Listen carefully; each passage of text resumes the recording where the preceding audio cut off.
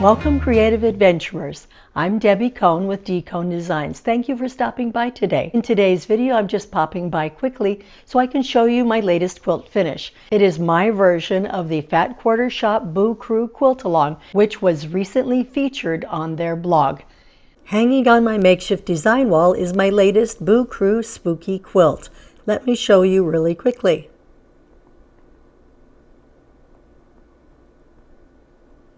Here is their version, and then here is my version.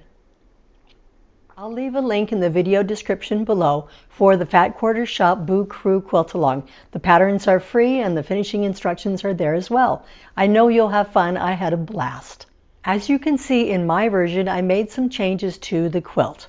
I moved the witch's hat from the top to the bottom. I simplified the cat. Instead of the cat in the pattern, I used the Pins and Paws quilt snip video from Missouri Star Quilt Company, which is a simple cat pattern that I modified slightly. I'll leave a link to that as well in the video description. I kept the broom the same. I modified the ghost slightly. The ghost doesn't have quite as long of a tail. I also simplified the candle a little bit as well. Instead of the cauldron, I chose to do a whimsical haunted house. The house block was my own design as well. And I added a lightning bolt of my own design to complement the quilt. I had a lot of fun piecing together the different characters and objects. I really like how it turned out and can't wait to put it up in my home.